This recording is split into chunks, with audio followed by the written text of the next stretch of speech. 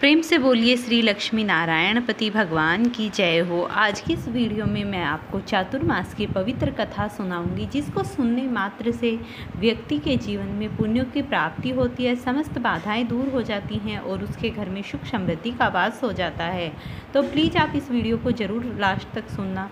पुराणों के अनुसार किसी नगर में एक निर्धन स्त्री और उसका पुत्र रहते थे। उस स्त्री के घर में कुछ भी खाने नहाने के लिए नहीं था, तो वह नित्य प्रति एक ब्राह्मण के यहाँ जाती थी और उसके घर में कामकाज करके एक दासी का जो भी काम होता था उससे अपने लिए और अपने पुत्र के लिए खाना लेकर आती थी।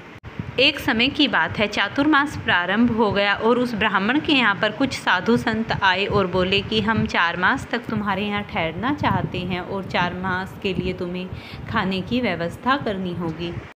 इस बात को लेकर ब्राह्मण राजी हो गया और उसने जो वह निर्धन स्त्री थी उसे कहा कि मेरे यहाँ साधु संतों का डेरा होगा और यहाँ पर भागवत कथा का संचालन होगा, उसके लिए तुम्हें इनका खाना बनाना होगा। इसके लिए वह अपने आप को धनोभाग्य मानने लगी और साधु संतों का खाना बनाने लगी।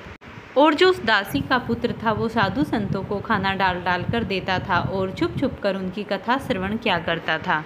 जिस तरीके से 4 मास पूरे हो गए और साधु संतों ने फिर कहा ब्राह्मण को कि अब हमारे 4 मास पूरे हो गए हैं, धन्यवाद, तुमने हमें इतना अच्छा खाना खिलाया और हमारी सेवा की।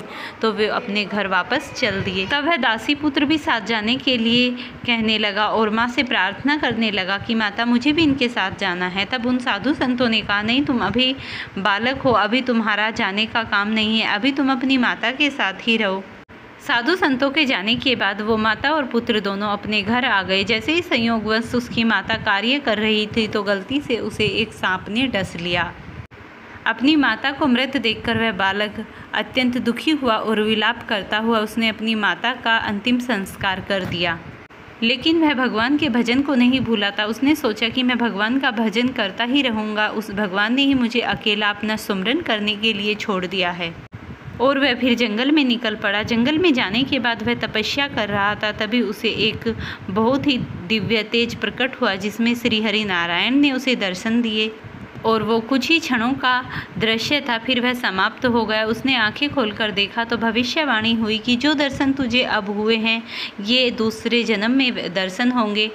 इस तरीके से वह भगवान की तपस्या में अपना जीवन निर्वाह करता हुआ अगले जन्म की कामना कर रहा था कि मुझे अगला जन्म मिले और मैं भगवान की सेवा में रहूं।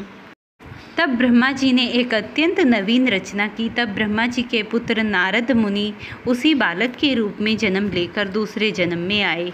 नारद मुनि को ब्रह्मा जी द्वारा ये आशीर्वाद प्राप्त है, जो भी भक्त सच्चे मन से उनकी पुकार करते हैं तो वो नारायण नारायण करते हुए उनके पास दौड़े चले जाते हैं। तो देखिए कितना फलदायी और कितना अनंत विशाल पर्व है। चातुर्मास कितना महत्वपूर्ण है।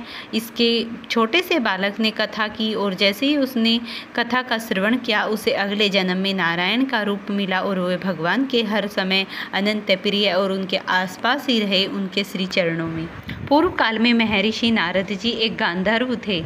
एक बार भगवान विष्णु की सभा में सभी नाग गांधर्व भगवान का कीर्तन करने के लिए आए। इस सभा में नारद जी अपनी पत्नियों के साथ आए और वहीं पर हास उल्लास उनके साथ करने लगे, जिसे ब्रह्मा जी को बहुत ही ये सब चीज़ें देखकर क्रोध आया और उन्होंने नारद जी को वहीं पर शूद्र योनि में जन्म लेने का श्राप दे दिया, जो कि बहुत छोटा सा बालक था।